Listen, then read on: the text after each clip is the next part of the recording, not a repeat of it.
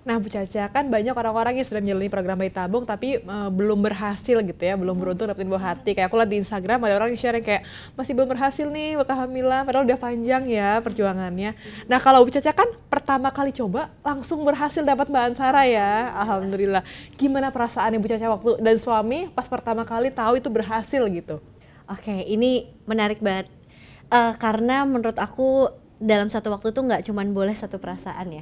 Jadi pada saat itu tuh ada banyak banget gitu. Kalau dari aku sendiri, yang pertama aku bersyukur banget bisa punya kesempatan itu.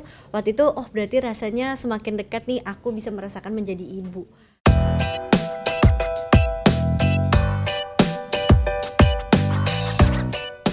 Halo ibu dan ayah dan semua yang lagi menyaksikan video ini. Selamat datang di Alo Talks, sebuah podcast dari Alo Dokter yang akan membahas seputar informasi kesehatan langsung bersama para ahlinya yang pastinya berguna banget nih buat ibu dan ayah. Nah, tema Alo Talks kali ini adalah senang dan haru ini yang dirasakan setelah berhasil menjalani program bayi tabung. Wah, dari judulnya aja udah kebayang dong apa aja yang akan dibahas. Ya, di kesempatan kali ini kita akan mengulik testimoni dari seseorang yang udah berhasil menjalani program bayi tabung nih. Terus di sesi akhir nanti saya akan ngebagiin satu informasi menarik yang sayang banget kalau dilewatin.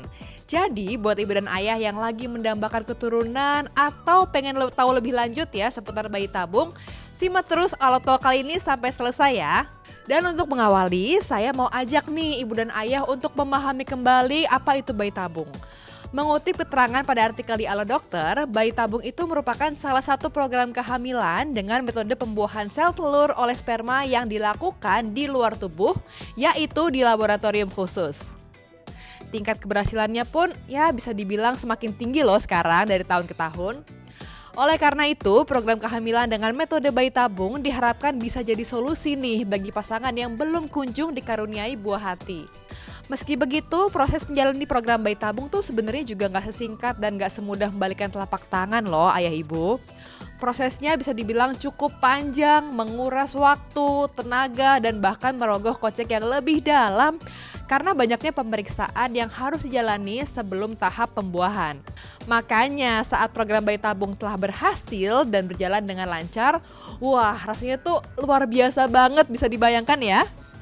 Mengingat perjuangannya juga gak main-main nih ayah ibu. Penasaran gak apa aja sih yang dirasain selama menjalani program bayi tabung hingga saat setelah berhasil? Nah, untuk menjawab rasa penasaran ayah dan ibu, pas banget nih. Udah ada seseorang yang beberapa tahun lalu telah berhasil menjalani program bayi tabung. Buah hatinya pun sekarang udah besar, udah pinter dan sehat. Udah punya adik malah sekarang. Ya, kita sapa aja yuk sekarang. Halo Bu Caca Tanker, apa kabar? Hai Mbak Febri, thank you banget loh. Alo Dokter, Alo Talks udah ngajakin aku ngobrol di sini, Telonlang dan Morula IVF juga.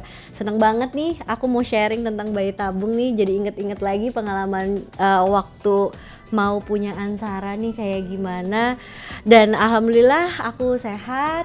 Anak di rumah, Ansara kebetulan lagi sakit, jadi tolong doain biar cepet sembuh. Cepet sembuh ya, Ansara ya. Iya, tapi Arunia alhamdulillah sehat, suami juga sehat. Jadi overall semuanya sebenarnya baik-baik aja sih. Jadi termasuk satu yang berhasil nih jalanin bayi tabung ya. Alhamdulillah bisa dibilang berhasil. Alhamdulillah seneng banget dengernya ya. Sekarang Ibu Caca sibuk apa nih? Aku sibuk tetap ya menjadi istri, jadi ibu 2 orang anak. Aku juga praktek sebagai psikolog klinis dewasa dan juga keluarga. Masih content creating juga dan ada bisnis yang lagi dijalani juga. Wah banyak banget ya kesibukannya, luar biasa. Seneng banget dengernya nih. Nah aku termasuk salah satu orang yang ngikutin kisah perjalanannya Ibu Caca nih. Mulai dari sebelum mempersiapkan bayi tabung sampai sekarang Ansara udah besar ya, berapa tahun sekarang? Udah mau 4 tahun loh, nggak berasa. Iya udah mau 4 tahun, udah gede banget ya waktu ya. Iya. Tapi kayaknya masih ada ayah ibu di rumah yang belum tahu nih kalau ternyata Bu Caca pernah menjalani program bayi tabung. Nah, boleh dong Bu Caca ceritain lagi kenapa sih dulu awalnya Ibu Caca dan suami itu memilih program bayi tabung untuk anak pertamanya? Oke, ini cerita yang lumayan panjang ya. Karena gini, aku sama suami itu dari awal kita udah sepakat untuk menyamakan suara lah gitu. Kita punya tujuan apa. Aku tuh dari dulu cita-citanya pengen menjadi seorang ibu gitu. Bahkan dari awal kenal sama suami sebelum pacaran bahkan ya, kita masih temenan tuh kalau ditanya cita-citanya jadi apa, aku selalu bilang aku pengen jadi ibu gitu. Dan jadi pas kita udah pacaran, pas kita mau nikah itu udah dibahas juga, aku pengen jadi seorang ibu. Oke, kita mau menikah, kita punya tujuan yang lain, tapi salah satunya adalah kita mau punya buah hati. Jadi itu dari awal udah diomongin, dan kemungkinannya gimana kalau misalkan ada masalah di kesehatan kita berdua yang ada kemungkinan kita sulit punya anak atau bahkan nggak bisa punya anak. Gimana kita berdua? Itu semua udah kita bahas dari awal. Berbobot sekali ya, obrolan pas pacaran ya. Alhamdulillah ya. Tapi itu ya jadinya kita sama-sama kenal. Jadi perjuangannya juga kita sama-sama satu tujuan gitu. Jadi ya waktu itu keputusannya kita akan mengusahakan segala cara dulu. Kalau enggak ya baru gimana caranya kita bisa menerima itu. Akhirnya pas nikah langsung cek dong kita berdua gitu tentang kesuburan. Karena menurut aku itu penting banget juga. Jadi nggak salah-salahan lah, kita pengen cari solusi kalau memang ada masalah, dan ternyata benar ada masalah. Aku ada masalah dengan kista hormonal.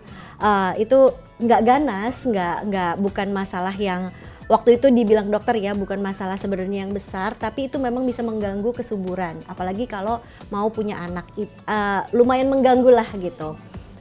Tapi di sisi lain pas pemeriksaan suami aku juga bermasalah dengan spermanya, jadi kita berdua punya masalah. Dan dari awal kita udah ngobrol nih, oke kita udah tahu nih sama-sama ada masalah. Apa yang mau kita lakukan? Oke, apa step berikutnya? Step berikutnya ternyata kita kayaknya masih mau berduaan dulu deh gitu. Jadi memang kita nggak dari udah tahu ada masalah, kita juga mau santai dulu, kita mau memperkuat hubungan kita sebagai suami istri dulu. Kita sama-sama makin kenal, kita pacaran setelah menikah, kita udah honeymoon. Nah, jadi pulang dari honeymoon itu tuh sekitar 7 bulan lah ya setelah pernikahan aku itu. Akhirnya kita ngerasa kayaknya kita udah siap nih untuk menambah tanggung jawab baru, untuk menyayangi anak gitu, kayak buah hati kita. Dan perjalanan awal pernikahan kita memang gak gampang ya, tapi itu kayaknya udah cukup nih jadi pelajaran. Ayo kita mulai lagi, akan ada challenge baru, dan kita emang udah sama-sama sepakat untuk ngelewatin ini bareng-bareng. Barulah dari situ, karena dari awal kita udah tahu bermasalah, ya udah kita langsung bayi tabung aja gitu, karena kita udah tahu nih kalau misalkan kita mau coba natural memang prosesnya akan lebih lama. Pilihan itu selalu ada, tapi memang kita berdua sama-sama yakin bayi tabung yang kita pelajari, yang kita tahu dari dokter Ari Polim waktu itu, dokter kita memang keberhasilannya lebih tinggi daripada program kehamilan dengan bantuan lainnya gitu. Oh gitu, jadi langsung coba program bayi tabung ya. Yes. Nah itu pemilihan bayi tabung itu apakah murni dari Bu Caca dan suami atau sempat direkomendasikan sama dokter sebelumnya? Nah, dua-duanya sih, kayak rekomendasi dokter itu meyakinkan kita, tapi memang dari awal karena kita tahu kita ada masalah kesuburan, jadi memang kita udah mengarah ke situ gitu. Karena waktu itu kan pilihannya kalau nggak salah ada 2 ya, ada 3 sih sebenarnya. Natural tapi jaraknya lebih lama, mungkin sekitar 3 bulan kita coba perbaikan, kayak misalkan kita terapi dulu kistanya, terus juga suami aku diterapi dulu untuk memperbaiki kualitas spermanya. Itu kan butuh waktu dan tes berulang kali. Abis itu ada cara kedua waktu itu yang ditawarkan inseminasi.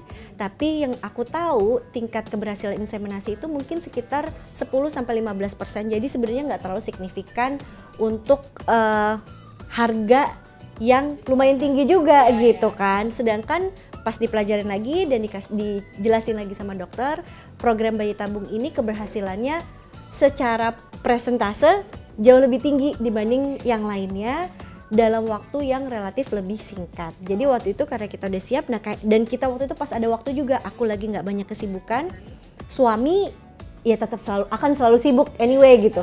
Jadi yang penting aku udah siap dan dia juga mentally udah siap nih untuk ngelewatin bareng-bareng. Oke, let's do it. Kita akhirnya memutuskan bayi tabung. Oke, jadi langsung gitu. Memutuskan bayi tabung ya, tanpa mencoba yang promil panjang-panjang dulu gitu. Betul. Ya. Oke. Dan berapa lama sampai akhirnya Bu Caca dan suami memutuskan untuk langsung aja deh program bayi tabung gitu? Pada saat itu, maksudnya pada saat itu, kan abis liburan aku cek lagi, ternyata kondisinya masih sama, kista hormonal aku masih ada. Suami juga cek kan, menurut aku sih harus dua-duanya ya, karena nggak cuma biasanya biasanya nih ya, kayak yang dicek istri aja deh, suami nggak. Padahal sebenarnya sekarang nih masalah kesuburan pria juga sebenarnya meningkat gitu. Jadi kita dua-duanya cek dan kita juga udah sama-sama sepakat, nggak ada saling menyalahkan ya. Kita cari-cari solusi, akhirnya ternyata keluar hasilnya kita berdua bermasalah. Dari situ, oke, kita udah tahu nih kayaknya mau bayi tabung. Cuman kita tinggal tanya lagi sama dokter prosesnya seperti apa, waktunya pas apa enggak, dan ketika pas dipasin ternyata waktunya cocok nih gitu. Akhirnya ya udah kita mulai. Itu biasanya dimulai dari hari kedua menstruasi. Aku masih inget banget tanggalnya, tapi nanti tunggu kalau ditanya aja deh malu. Oke, kalau gitu sesuai request aku tanya ya. Gimana prosesnya bayi tabung nih, Bu Caca? Oke, pas banget pertanyaannya. Prosesnya bayi tabung itu ya pasti pemeriksaan dulu ya. Menurut aku itu bagian yang vital juga dalam proses bayi tabung, karena tanpa kita tahu masalahnya apa, kita nggak bisa dapet saran yang tepat guna gitu. Jadi penting banget screening semuanya dari pihak suami dan istri. Yang kedua persiapan mentalnya juga.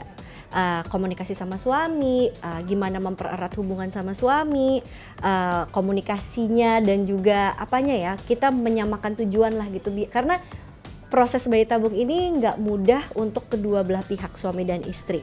Ada resiko kegagalan, ada resiko masalah hormonal, ada resiko jangka panjang juga gitu yang harus dijadikan pertimbangan dari awal. Kalau misalkan hubungan kita nggak diperkuat dulu dari awal, jangan sampai ketika menjalani kita jadinya saling menyalahkan bukan cari solusi. Jadi persiapan itu tuh, perjalanannya menurut aku mulai dari persiapan itu. Screening, persiapan, lalu kemudian hari kedua menstruasi itu, hari kedua ketika udah sebelumnya ke dokter, udah tahu tanggalnya, udah tahu siklusnya, baru hari kedua menstruasi yang kita mau mulai program, kita datang ke dokter. Di situ dimulailah suntikan. Suntikannya itu, ini nanti kan kita ngobrol sama dokter Batara, jadi kalau aku salah nanti tolong dikoreksi ya. Ya kan, jadi awalnya suntikannya itu untuk merangsang folikel telur agar telur itu matang semua. Jadi yang biasanya tiap bulan itu satu, normalnya ya, satu telur dari banyak folikel telur dari 2 indung telur kita itu yang matang cuma 1, ini dirangsang biar semuanya matang gitu, biar yang dipetik bisa banyak gitu. Abis itu suntik selama, tergantung rekomendasi dokter sih, keadaannya beda-beda. Waktu itu awalnya aku direkomendasikan 8 hari suntikannya. Ternyata pas hari ke-8 masih kurang mateng, jadi aku tambahin sehari. Jadi waktu itu aku 9 hari suntikannya. Tiap hari suntik tuh Kak? Tiap hari suntik sendiri, dan suami lagi di luar kota. Jadi aku suntik sendiri. Aku nggak takut sih sama jarum, jadi itu nggak sesuatu yang. Tapi buat orang-orang yang mungkin ketakutan, sebenarnya ada juga servisnya untuk disuntikin, bisa ke dokternya atau ada perawatnya yang bisa datang ataupun nyamperin ke kliniknya. Tapi bukannya Bu Caca dulu bilang ada masalah hormonal ya? Yes, aku ada masalah hormonal, makanya sebelumnya kista aku ini dipungsi dulu gitu biar kempes. Jadi ketika dirangsang oleh suntikan itu tidak merangsang kistanya makin besar, tapi bener-bener folikel telurnya yang matang. Gitu. Jadi dipersiapkan dulu lah ya. Yes, makanya tuh penting tuh persiapan tuh, cek semuanya dulu gitu. Terus abis udah ketahuan nih telurnya udah matang, biasanya kita USG lagi dilihat ukuran telurnya kayak gimana. Kalau misalkan emang udah dinyatakan matang semua, baru kita suntik untuk mecahin cangkang telurnya gitu. 72 jam dari situ kita balik lagi ke kliniknya. Ada prosedur namanya ovum pick up. Jadi ketika semua sel telurnya itu udah matang, udah dinyatakan siap. Tadi kan udah sempat suntik pemecah telur itu. Terus kita balik ke klinik. Aku kan di Morula karena aku ngerasa emang udah nyaman di situ, cocok juga sama dokternya. Aku juga percaya sama kliniknya, sejarahnya semuanya. Kita ke sana. Waktu itu aku pagi-pagi. Terus dibius total dulu, ternyata biar lebih nyaman, emang kita dibius total tapi nggak lama. Habis itu proses ovum pick up-nya mungkin cuma setengah jam kali ya. Dipetikin tuh sel-sel telur kita di saat yang bersamaan. Suami juga harus mengeluarkan spermanya gitu, biar di hari yang bersamaan spermanya itu bisa dipilih lalu digabungkan sama sel telur yang udah dipetik tadi. Makanya namanya IVF itu in vitro fertilization, sebenarnya itu kan pembuahan di dalam cawan. Jadi nah itu dibuahin di dalam cawan, di dalam lab tuh maksudnya itu gitu. Jadi diketemukan sel sperma yang sudah terpilih dan sel telur yang tadi sudah dipetik diketemukan.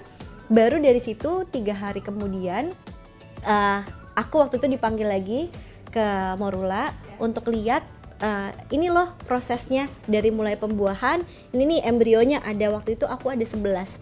Mana yang bisa dibuahin, mana yang berhasil untuk selnya pecah dengan baik, mana yang nggak berkembang, mana telurnya yang kurang matang, itu dijelasin. Dan mereka punya alat yang canggih banget, bisa dilihat tanpa perlu dikeluarin gitu. Jadi ada inkubatornya tersendiri yang kita bisa pantau dari luar dan lihat pakai time lapse gitu. Jadi dari hari pertama sampai hari ketiga, keren banget deh pokoknya. Bayi ya. Iya, kita udah bisa ngeliat tuh dari situ. Terus tapi di hari ketiga itu karena dinyatakan ada beberapa yang bagus, jadi kita tunggu sampai hari kelima. Kalau misalnya kayaknya ada beberapa juga yang misalkan dokter yang tahu lah resikonya lebih baik transfer hari ketiga, bisa juga ke embrio hari ketiga itu ditransfer bisa. Tapi waktu itu aku menunggu sampai hari kelima. Hari kelima itu biasanya sudah terjadi blastosis gitu. Jadi aku datang lagi hari kelima untuk ngeliat, ternyata masih ada 5 yang grade-nya itu bagus lah gitu. Untuk mau ditransfer ke rahim aku. Hari itu juga aku bikin keputusan untuk mau transfer apa enggak. Akhirnya kita memutuskan untuk transfer. Jadi namanya fresh embryo transfer, tapi bisa juga pakai frozen embryo transfer. Jadi aku yang satu itu aku transfer ke rahim aku, yang alhamdulillah sekarang jadi Mbak Ansara. Yang 4 lagi aku freeze sambil aku cek lagi kromosomnya. Jadi diambil di biopsi bagian luar, jadi bukan di sel intinya embrio ya, diambil dari luar, di biopsi untuk dicek kromosomnya, itu namanya PGTA atau Pre-Implantation Genetic Testing for Aneuploidy. Jadi untuk dicek kelengkapan kromosomnya dan karena itu bisa meningkatkan chance untuk mendapatkan kehamilan ketika kromosomnya lengkap gitu. Jadi waktu itu tapi yang 4 itu akhirnya aku freeze. Yang aku transfer cuma 1 yang alhamdulillah sekarang jadi Mbak Ansara.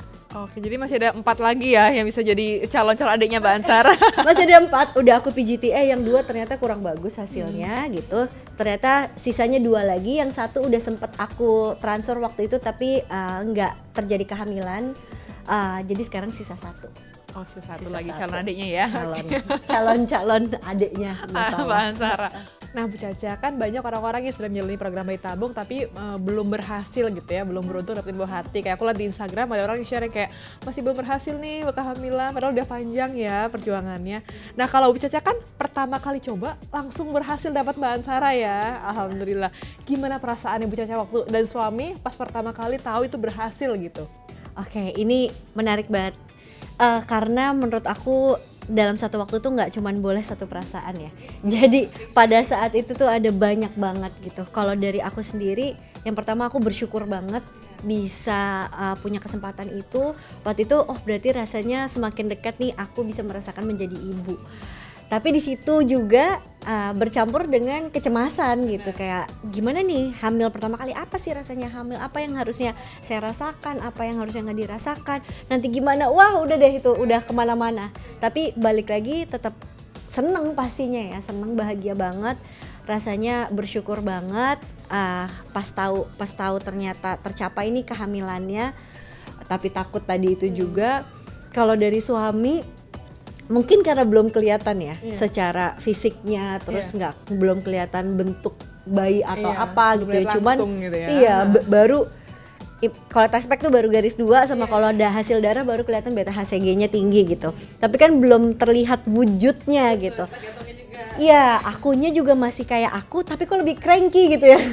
Lebih hormonal. Jadi kalau suami happy tapi apaan sih nih, karena dia belum pernah tuh anggota keluarga terdekatnya dia tuh belum pernah ada yang hamil, jadi dia tuh belum pernah deket sama orang yang hamil, jadi dia tuh nggak ngerti itu waktu itu perubahan hormon. Walaupun waktu itu sebenarnya aku udah hamil tapi bentuknya belum kayak hamil, belum kelihatan anaknya juga, cuman cranky aja. Jadi dia seneng tapi juga cemas tapi juga kesel nih orang kenapa gitu. Jadi campur aduk sih rasanya. Oke, campur aduk tapi lebih ke bersyukur pasti pertama banget, ya. Oke, baik. Bersyukur banget. Nah selama menjalani program bayi tabung itu ada nggak sih pantangan-pantangan yang dikasih sama dokter? Atau ada anjuran-anjuran apa aja yang harus dijalani sama Bu Caca dan suami selama menjalani program bayi tabung itu? Aku sama Mas Bari tuh memang tipe yang kita ikutin kata dokter aja deh gitu. Jadi apapun yang dokter bilang pasti kita berusaha menjalani gitu. Anjurannya banyak banget nih, kalau misalkan dari sebelum program jalani hidup sehat, rajin minum vitamin, terus abis itu kalau bisa badannya juga sehat, didukung sama olahraga. Ketika lagi program ada makanan-makanan yang perlu lebih banyak dikonsumsi kayak putih telur, terus buah-buahan buat antioksidannya juga. vitamin-vitamin juga udah disiapin. Terus pas udah mulai mau nunggu tuh yang 2 weeks wait abis ovum pick up, itu juga disarankan buat banyakan istirahat lah gitu. Jadi kurang kegiatan ya? Kurangi kegiatan, karena itu kan masa implantasi, masa embrionya itu nempel di dinding rahim dan dia bisa berkembang di situ.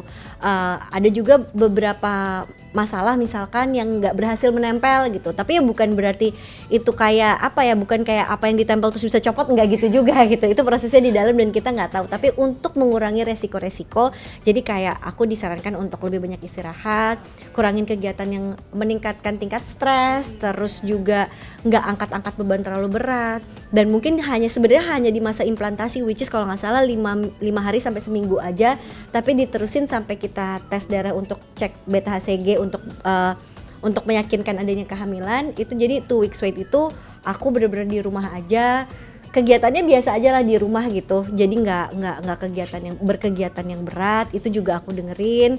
Terus banyak makan yang mengandung antioksidan, terus juga putih telur yang proteinnya tinggi.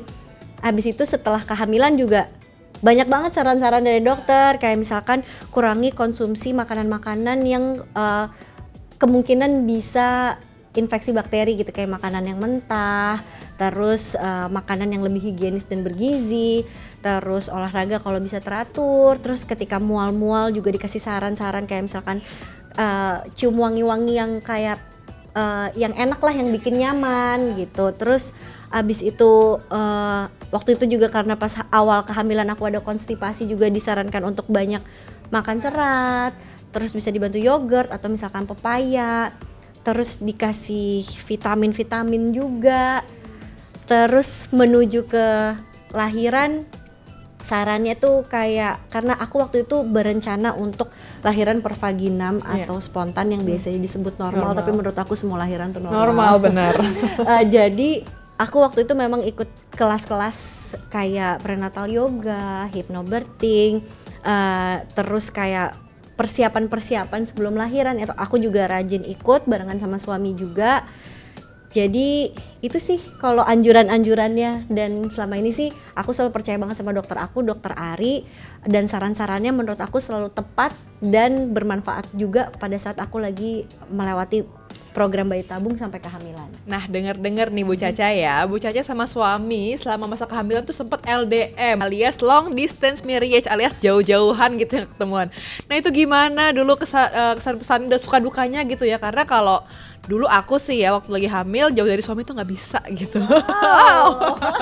Mendekat suami terus. Okay. Apalagi di hamil pertama kan. Iya, benar. Dan berjuangnya bareng-bareng buat bayi tabung gitu tuh gimana suka dukanya? Benar banget. Jadi cerita lagi nih ya dari awalnya, emang dari ibaratnya dari kita pacaran, proses pacaran kita tuh emang lumayan LDR, setengah-setengah lah LDR. Dari karena Jakarta Bandung. Okay. Jadi Mas Bari waktu itu memang kerjanya lebih banyak di Bandung, tapi memang weekend selalu pulang. Jadi pas ketika menikah pun kayak gitu, tapi ternyata waktu aku hamil justru ditambah lagi dia ada kerjaan di Kalimantan.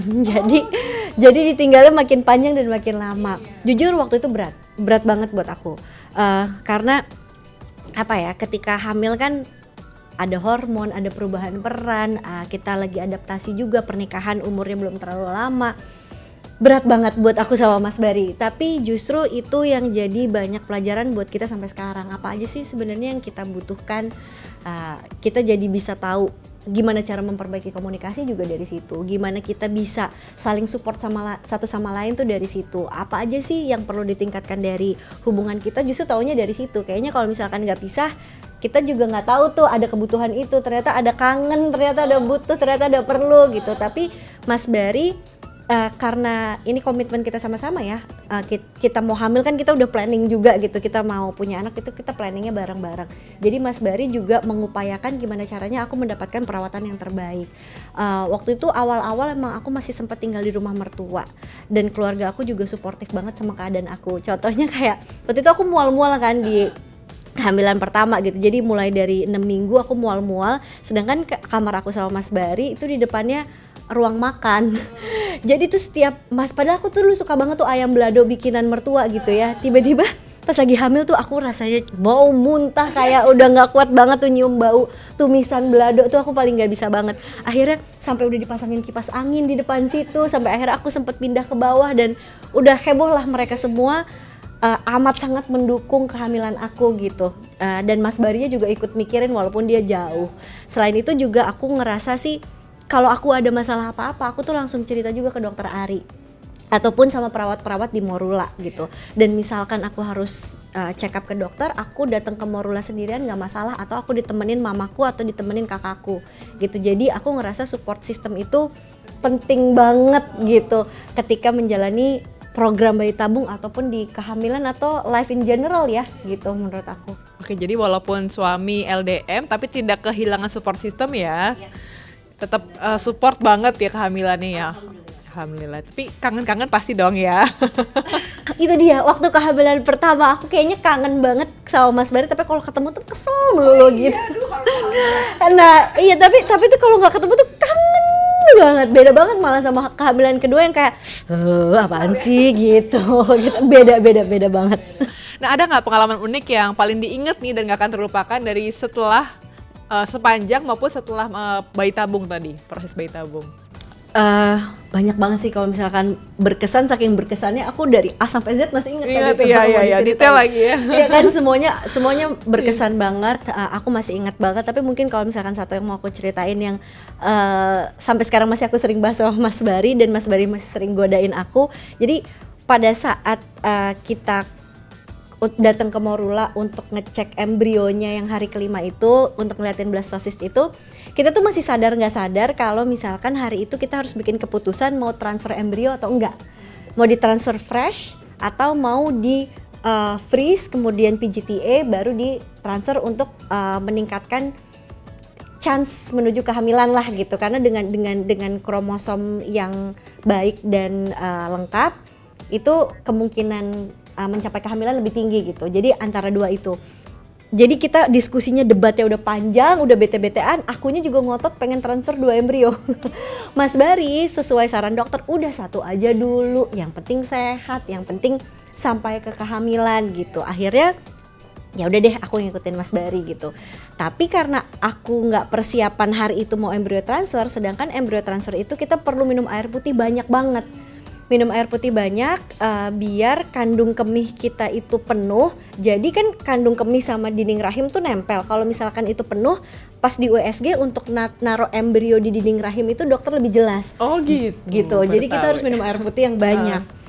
Karena waktu udah mepet, aku langsung minum air banyak banget, kayaknya berapa liter gitu, kayak aduh biar cepet. Pas di USG lagi, enggak ini kurang banyak, kandung kemihnya belum penuh, iya udah minum lagi deh, belum penuh lagi, minum lagi deh, belum penuh, sampai akhirnya aku udah kebelet pipis. Ternyata kandung kemihnya udah terlalu penuh. Abis ditambal embrio masih harus abis ditanam embrio aku masih harus nunggu setengah jam apa sejam lagi baru pipis. Itu rasanya ya Allah, Masya Allah, rasanya itu lumayan berat sih di situ. Lumayan berat nahan buang air kecil gitu. Oh tapi nggak sampai ambiar kan? Nggak sampai ambiar, alhamdulillah nggak sampai ambiar, dan ternyata prosesnya mulus-mulus aja sih. Wah seru banget ya, kita dengerin tadi cerita Bu Caca saat menjalani program bayi tabung. Saya jadi ikutan terharu dan bahagia nih dengerin ceritanya. Oh iya, dari tadi kan Bu Caca tuh sempat mention ya beberapa kali tentang kalau dokter dan staff-staff dari Morula IVF itu turut memberikan support untuk Bu Caca selama menjalani serangkaian program bayi tabung. Pas banget nih kalau tadi saya udah ngobrol sama Bu Caca ya seputar pengalamannya menjalani program bayi tabung. Sekarang saya juga pengen dong tanya-tanya sama ahlinya langsung seputar program bayi tabung nih. Kita sapa langsung aja yuk. Halo Dr. Batara Immanuel Sirait, SPOG Konsultan Fertilitas dari Morula IVF. Apa kabar dokter? Baik Mbak Febri, apa kabar? Mbak Caca, apa kabar? Hai dok. Baik, alhamdulillah. Lagi sibuk apa nih dok? Ya, sekarang lagi sibuk ngurusin program bayi tabung pasien-pasiennya, ngurusin pasien yang sudah berhasil hamil, bagaimana melahirkan dengan baik, bagaimana mengedukasi, ngurusin bayinya dengan baik. Oke, jadi sibuk untuk ngurusin bayi-bayi sehat Indonesia ya dok ya, Ya, dan juga untuk generasi yang lebih baik. betul, calon Amin. ibu yang lagi mau mempersiapkan memiliki momongan ya buah Yes. hati dok. Oke, tadi kan saya udah ngobrol-ngobrol sama Bu Caca nih ya mengenai pengalaman keberhasilannya melakukan program bayi tabung di klinik Merula IVF Jakarta. Dari situ bisa ditarik kesimpulan ya kalau program kehamilan melalui metode bayi tabung ini bisa dijadiin bahan pertimbangan dan pilihan tepat nih dok ya bagi para pasangan-pasangan yang ingin punya buah hati. Tapi dok, meski gitu kan pasti ada dong ya ketentuan-ketentuan yang harus diperhatiin sebelum pasangan tuh memutuskan untuk menjalani program bayi tabung. Nah gimana tuh dok? Iya dong, walaupun teknologinya tersedia dengan baik, tapi tidak semua dong harus bayi tabung. Tentu ada keadaan-keadaan tertentu di mana seperti pasangan suami istri sudah menikah selama kira-kira setahun lah minimal, terus kemudian melakukan hubungan suami istri secara rutin at least 2 kali seminggu unprotected, dan memang niat pengen hamil tapi belum dikaruniai juga, belum berhasil. Nah ini yang kita bantu untuk mempercepat atau ya, lebih memungkinkan untuk segera hamil. Nah tapi tidak melulu selalu harus kita tunggu setahun, Mbak. Kadang-kadang pada keadaan tertentu, misalnya usia ya, ini sorry nih ibu-ibu kalau disebut usianya agak nggak seneng banget dengernya, sensitif. Tapi mesti sebut kalau di atas 35 tahun, terus kemudian ada masalah-masalah yang berpotensi ke arah terjadinya kista misalnya, contohnya pada pasien yang tiap kali haid dia nyeri. Nah kita udah curiga nih, jangan-jangan ada kistanya. Terus kemudian haidnya tidak teratur, ya, mungkin ada miom, ada polip, atau ada yang sudah sangat terkenal sekarang PCOS ya, Polycystic Ovarian Syndrome, atau ada penyakit-penyakit tertentu misalnya autoimun, atau jelas-jelas sudah ada kista, ada riwayat operasi sebelumnya. Tentu kita nggak nunggu nih sampai setahun. Kita anjurkan pada kelompok yang disebutkan tadi untuk lebih awal. Ya 3-6 bulan kita at least kita cari tahu dulu dong, ada masalah nggak sih? Ya, semoga nggak ada masalah, tapi kalau ada masalah saya kira kita jangan membuang waktu, karena dengan bertambahnya usia perempuan itu pasti berbanding terbalik dengan kesuburannya. Perempuan itu dikaruniai sama Tuhan Yang Maha Kuasa segini loh sel telurnya, dan itu akan terpakai dengan berjalannya waktu, dengan haid, sampai nanti masuk usia menopause, habis tuh sel telurnya. Nah jadi diulangi lagi, semakin bertambah usia seorang perempuan mestinya dia semakin tidak subur, semakin tidak mudah untuk memperoleh keturunan. Tapi pemeriksaannya bukan hanya pada si ibu, calon ibu ya dok ya, tapi calon ayah juga diperiksa ya dok ya? Nah itu tuh masalah kita di Indonesia, tapi udah getting better lah sekarang. Kalau dulu yang datang istri aja sendiri, suaminya mana bu? Ya katanya saya disuruh datang duluan, gitu.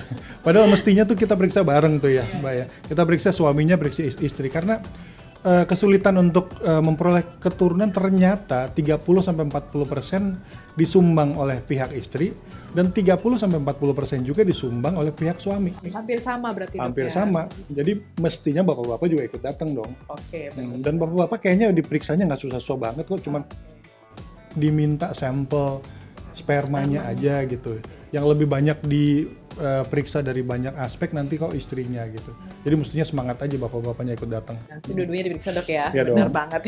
Nah dok, kalau misalnya kedua pasangan itu udah punya kondisi-kondisi yang tadi dokter udah sebutin nih ya, terus udah rutin konsultasi sampai dokter kandungan, juga sampai udah dapetin lampu hijau nih untuk jalanin program bayi tabung.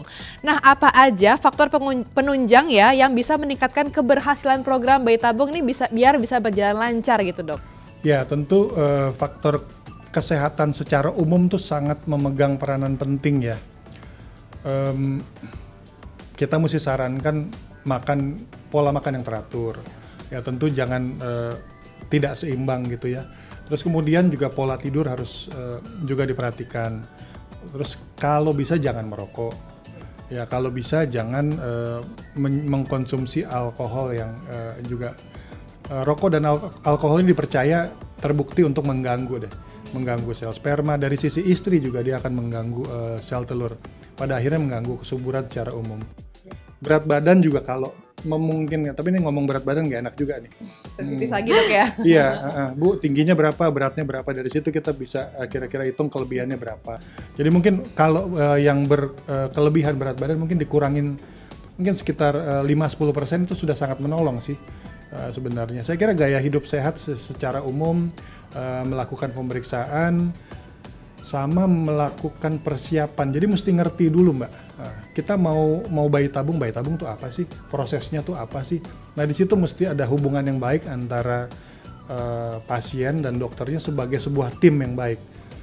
Pada keadaan-keadaan tertentu juga, saya kasih contoh konkret ya. Misalnya ada seorang perempuan usia 22 tahun, tiba-tiba terdiagnosis sebagai kanker payudara, breast cancer. Breast cancer ini penanganannya umumnya yang dilakukan sekarang adalah setelah dia terdiagnosis sebagai breast cancer, tentunya operasi pengangkatan payudara, biasanya dilanjutkan dengan kemoterapi, dan kemudian juga ada kemungkinan dilanjutkan dengan radioterapi atau penyinaran. Nah, kemo dan radioterapi, kemo dan sinar, ini dia akan bertujuan untuk mematikan sel kanker, tapi dia juga tidak eksklusif hanya untuk sel kanker. Dia juga akan merusak fungsi sel gonad, dalam hal ini pada perempuan sel telur. Pada laki-laki, kalau dilakukan kemo dan radioterapi merusak sel sperma. Nah, jadi pada perempuan, saya kira ada opsi untuk sebelum di kemo atau sebelum di radioterapi, disimpan dulu sel telurnya. Supaya nanti pada saat dia sudah sembuh, tanda kutip, dari kansernya, dia berpikir untuk berkeluarga, apabila tidak langsung berketurunan atau tidak mudah berketurunan karena sel telurnya sudah rusak oleh tindakan kemoterapi dan radioterapi, dia sudah punya cadangan sel telur yang kita simpan sebagai egg banking atau egg freezing atau oocyte freezing. Jadi ada opsi dia untuk melakukan bayi tabung dengan menggunakan sel telurnya sendiri yang sudah disimpan sebelum diberikan terapi kanker tadi. Oke, belakangan egg freezing lagi jadi topik pembahasan yang seru ya, karena ada beberapa artis yang memilih melakukannya gitu Dok, karena mungkin menjelang usia 40 belum punya pasangan tapi sudah pengennya punya anak nanti, jadi dibekukan dulu sel telurnya gitu Dok. Ya itu ketentuannya gimana sih Dok? Iya, sebenarnya membekukan sel telur atau sel sperma pada laki-laki ini, terutama sel telur, karena tadi saya sudah sampaikan di depan, perempuan itu sangat terbatas dengan usia. Dan sejumlah sel telurnya itu given, dia akan berkurang terus. Nah makanya pada kelompok usia sekitar mungkin 35, belum jelas punya jodoh gitu ya, belum tahu. Kalau kita tunggu-tunggu mungkin nanti akan semakin berkurang jumlah sel telur. Dan bukan hanya jumlahnya, kualitas juga pasti berkurang. Ini sudah penelitian sejak lama, sudah sangat terbukti. Jadi ada opsi untuk menyimpan. Saya kira pada kelompok lain yang bisa disimpan adalah ada satu keadaan lagi, premature ovarian insufficiency. Zaman dulu ini disebutnya menopause dini. Nah, menopause dini juga kita bisa simpan seperti pada Turner syndrome, ya pada keadaan autoimun, sekarang udah berkembang lagi nih, pada kista, misalnya kista endometriosis.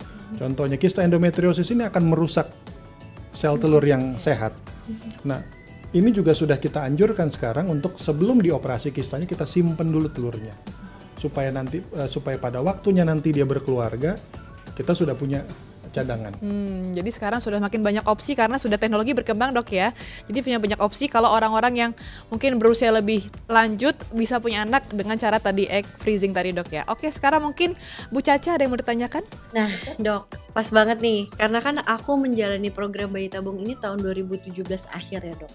Prosesnya waktu itu kalau dalam waktu mungkin nggak terlalu panjang ya, 2 mingguan, tapi memang banyak banget persiapannya dan yang dijalanin. Terus aku tuh juga inget di Morula tuh waktu itu memang fasilitasnya paling lengkap lah gitu. Aku bisa ngelihat time lapse, terus dapat VIP incubator yang bisa ngelihat embryo dari luar. Yang aku mau tanya sekarang, ada perubahan nggak sih Dok, atau ada improvement apa lagi sih inovasi yang ada di Morula dan untuk program bayi tabungnya sendiri? Ya, kami di Morula Mbak Caca berusaha untuk mengadopsi teknologi yang ada di dunia saat ini. Apa yang ada di luar sana yang baik-baik tentu kita bawa ke Morula dengan harapan ya kita nggak mau kalah dengan negara lain dong. Nasionalisme kita harus kita kedepankan gitu. Indonesia harus hebat gitu. Jadi kita sediakan itu semua supaya tidak perlu lagi mencari opsi ke luar negeri gitu. Jadi kita Mbak Caca tadi bilang kita sudah pakai time lapse incubator.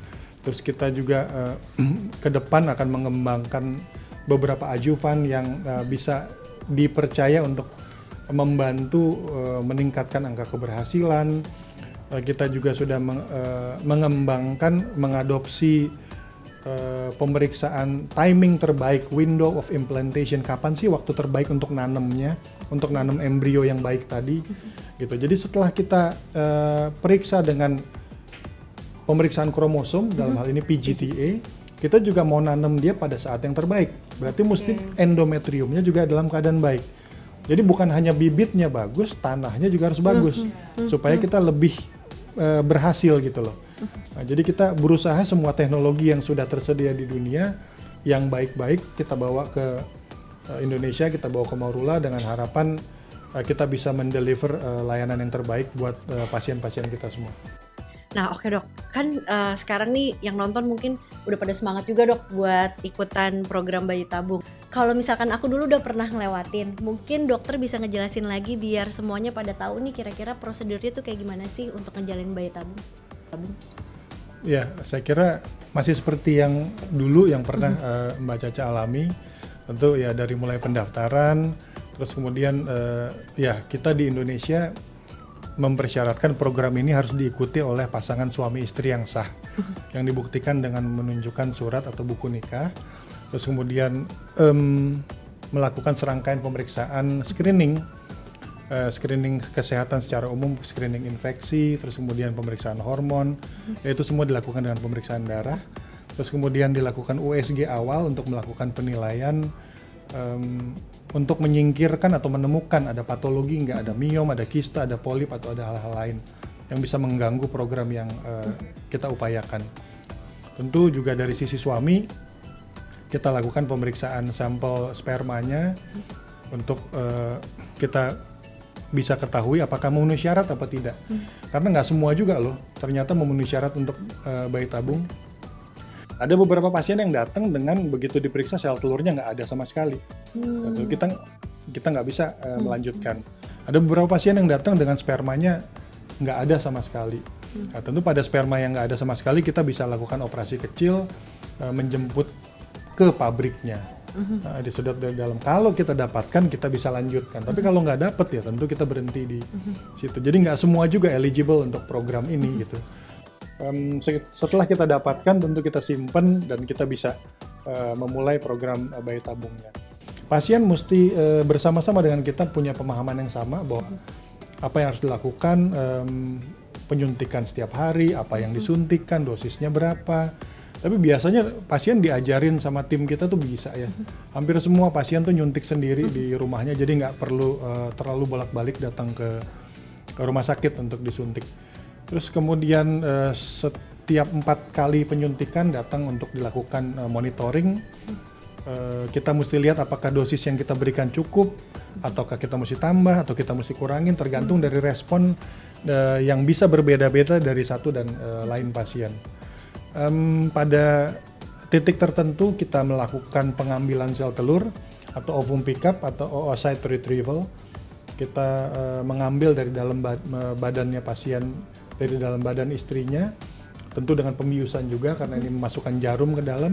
Kita berharap dapat sel telur yang sebanyak-banyaknya. Di hari itu juga kita kawinkan dengan sperma suaminya yang sudah disiapkan sebelumnya. Nah, ini periode menunggu nih. 2 minggu sudah selesai, kita tinggal tunggu berapa sel telur yang dikawinkan dengan sperma suami yang berhasil menjadi embrio. Nah, setelah berhasil menjadi embrio ada beberapa pilihan. Kita bisa tanam di siklus yang sama, atau kita bisa, karena satu dan lain hal, kita tunda, kita bekukan dulu, freeze, untuk ditanam pada siklus selanjutnya. Ada opsi lagi pada yang kelompok yang kita mau lakukan pemeriksaan PGTA atau kromosom, tentu kita nggak mungkin melakukan transfer di siklus yang sama, jadi harus di siklus yang berikut. Nah, pemeriksaan PGTA ini untuk menentukan apakah kromosom embrionya itu kromosom normal apa tidak. Jadi dia harus 46 jumlahnya. Karena kalau kelebihan satu, misalnya 47, let's say XX, jadi dia 47, kelebihan satu ada di nomor 21, itu artinya adalah trisomi kelebihan satu di nomor 21. Trisomi 21 nama kerennya adalah Down syndrome. Jadi dari awal, dari semenjak embrio kita sudah bisa deteksi apakah embrio ini merupakan embrio yang mengidap Down syndrome atau sindrom-sindrom lain dengan pemeriksaan kromosom yang tadi. Jadi saya kira apabila bagus kita transfer, setelah transfer nih ada periode namanya 2 weeks waiting. Nah, ini periode yang tidak kalah serunya, baik buat pasien maupun buat dokternya, karena ya sekali lagi kita pengen semua berhasil, tapi unfortunately nggak ada yang semua berhasil, nggak mungkin juga. Namanya usaha pasti ada berhasil, ada gagal. Nah 2 minggu ini memang kita jantungan menunggu beta HCG-nya tes kehamilannya positif apa tidak. Ya kalau positif ya kita biasanya nangis bareng tuh di ruangan situ, saling memberi selamat dan saling menguatkan. Tapi kalau ya belum berhasil juga ya kita sedih bareng-bareng di situ. Karena kita belum berhasil secara bersama-sama. Saya kira mungkin itu. Makasih banyak dokternya, mungkin jadi ilmu juga nih buat kita yang lagi nonton semuanya ya. Nah kalau dari penjelasan dokter tadi, kayaknya prosedur program bayi tabung tuh kayaknya panjang dan kompleks gitu dok ya. Mungkin berminggu-minggu gitu mungkin ya. Nah tapi rasanya semua itu nggak ada apa-apanya kalau mengingat perjuangan ini tuh merupakan ikhtiar atau usaha demi ayah ibu bisa punya buah hati. Setuju nggak sih Bu Caca? Setuju. Tapi ada tapinya kalau buat aku. Walaupun kita memang udah berusaha, kayak tadi dibilang sama dokter juga kan, ada kemungkinan lainnya juga yang harus diterima. Dan mungkin balik lagi ke pasangan suami istri, gimana kita bisa punya tujuan yang sama, bahwa memiliki buah hati itu salah satu bukan tujuan paling akhirnya gitu, tapi itu adalah proses untuk menguatkan hubungan suami istri dan juga keluarga yang lebih kuat lagi. Dan salah satunya caranya bisa dengan bayi tabung kalau memang ada kesulitan mendapatkan kehamilan atau mendapatkan buah hati gitu. Bener banget nih Bu Caca, meski mungkin ada satu hal nih yang sering kali jadi pertimbangan utama para pasangan untuk menjalani program bayi tabung, yaitu perihal biayanya program bayi tabung yang gak bisa dibilang murah. Tapi tenang dulu ayah dan ibu, kami pun di sini ikut merasakan betapa hangatnya harapan tersebut. Makanya saya mau berbagi kabar baik nih buat ayah dan ibu yang pingin banget punya buah hati melalui program bayi tabung. Halo dokter, bersama Morula IVF Jakarta dan Telon Lang Plus ingin membantu mewujudkan keinginan calon ayah dan ibu untuk bisa segera menimang buah hati melalui program bayi tabung. Caranya dengan mengikuti kompetisi menulis #SehangatHarapanIbu untuk berbagi kisah ayah dan ibu tentang harapan serta perjuangan dalam mewujudkan keinginannya memiliki buah hati. Ya, nanti ada 15 kisah paling inspiratif akan terpilih dan berhak mengikuti fertility screening atau paket pemeriksaan kesuburan bersama Telon Lang Plus di Morula IVF Jakarta secara gratis. Setelah itu, dari 15 finalis pasangan tersebut, 3 pasangan yang lolos seleksi akan berhak mendapatkan hadiah utama berupa kesempatan menjalani program bayi tabung bersama Telon Lang Plus di Morula IVF Jakarta secara gratis beserta pendampingan dan layanan konsultasi dari Morula IVF Jakarta. So, yuk langsung aja lakukan pendaftaran dan bagikan kisah ayah dan ibu dalam program #SehangatHarapanIbu segera sebelum 31 Juli 2022. Seluruh informasi dan pengumuman mengenai program ini akan dipublikasikan melalui kanal media sosial Instagram @alodokter @alodokter_id dan Instagram Telonlang @telonlang. Jadi pastikan ya ayah dan ibu udah follow dan nantikan update-nya di sana. Apapun metode program hamilnya, kalau sekiranya nanti udah diberikan momongan, jangan lupa ya, calon ayah dan ibu sekalian persiapkan berbagai perlengkapan penting untuk menyambut kehadiran si kecil. Seperti pakaian, popok, dan perlengkapan mandi, hingga minyak telon. Orang tua Indonesia pasti udah gak asing dong ya sama penggunaan minyak telon pada bayi.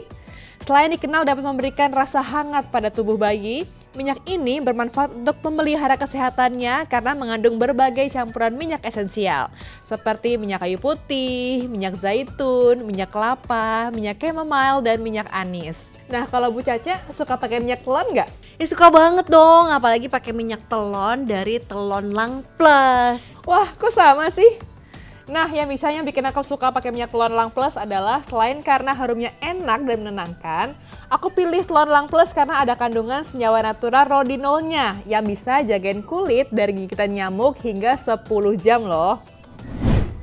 Wah, kalau gitu pas banget nih. Saya punya info menarik nih buat Bu Caca, buat para ayah ibu serta calon ayah ibu yang lagi menyaksikan. ada diskon 30% untuk pembelian telon Lang Plus ukuran 150 ml di Caplang Official Store, baik melalui Shopee maupun Tokopedia. Menarik banget kan? Yuk segera diborong telon Lang Plusnya ya. Promo ini berlaku dari tanggal 25 Juni hingga 10 Juli aja loh. Ya, itu tadi dia bincang-bincang kita kali ini seputar bayi tabung dan informasi mengenai program #Sehangat Harapan Ibu. Seru banget kan? Dan semoga bisa jadi menginspirasi ya untuk ayah dan ibu, serta semua viewers yang lagi nonton hari ini, khususnya buat yang lagi berupaya untuk mendapatkan buah hati ya ayah ibu ya. Oke deh, sayang banget waktu kita udah terbatas nih, dan sekarang kita udah ada di penghujung sesi acara Alo Talks kali ini. Sebelum kita tutup, Bu Caca punya nggak pesan-pesan atau kesimpulan untuk para penonton dan viewers kita ya atas perbincangan kita pada hari ini? Oke, kalau dari aku intinya sebagai pasangan suami istri, kalau misalkan kita memang sudah punya satu tujuan yang sama dan kita memang sudah kuat dan sehat secara hubungan, jangan lupa kita juga manusia yang berdaya. Jadi ayo kita usahakan untuk mendapatkan apa yang menjadi impian kita. Salah satunya mungkin dengan kalau mau punya keturunan, kita bisa coba bayi tabung. Dan hasilnya apapun itu, yang penting adalah semangat dan usahanya, dan gimana kalian berdua sebagai pasangan bisa terus menjalani hubungan yang sehat dan juga kuat dari semua perjalanan yang udah dilewati. Nah, kalau dari Dokter Batara nih, ada nggak sih kesimpulan-kesimpulan dan pesan-pesan apa yang ingin disampaikan untuk para pasangan yang lagi berjuang nih menghadirkan sang buah hati di keluarga kecilnya, Dok? Iya, saya kira mari kita berusaha bersama-sama, jangan menyerah, semangat, nggak ada yang mustahil. Pada program ini, program fertility, program ingin hamil, tentu kita harus memegang prinsip lebih cepat, lebih baik. Kita berjalan bersama, kita berjuang bersama, berusaha sambil berdoa. Kiranya Tuhan mengabulkan upaya kita. Semangat! Amin. Jadi keduanya memberikan semangat ya untuk para ayah ibu yang berjuang mendapatkan sebuah hati. Oke deh, segitu dulu ya Alo Talks kali ini, episode kali ini, yaitu senang dan haru ini yang dirasakan setelah berhasil menjalani program bayi tabung. Terima kasih banyak Bu Caca yang udah sharing-sharing pada kita hari ini. Sama-sama, terima kasih banyak. Oke, dan juga Dokter Batara Immanuel Sirait, SPOG Konsultan Fertilitas, atas ilmunya hari ini sangat mengedukasi banget, Dokter. Terima kasih Mbak Febri untuk kesempatannya. Mbak Caca, terima kasih. Terima kasih sudah menyaksikan podcast kali ini. Sampai jumpa lagi di Alo Talks episode berikutnya. Jangan lupa untuk like, share, komen, dan subscribe channel YouTube Alo Dokter ya. Bye ayah ibu, hidup sehat bersama Alo Dokter. Sampai jumpa.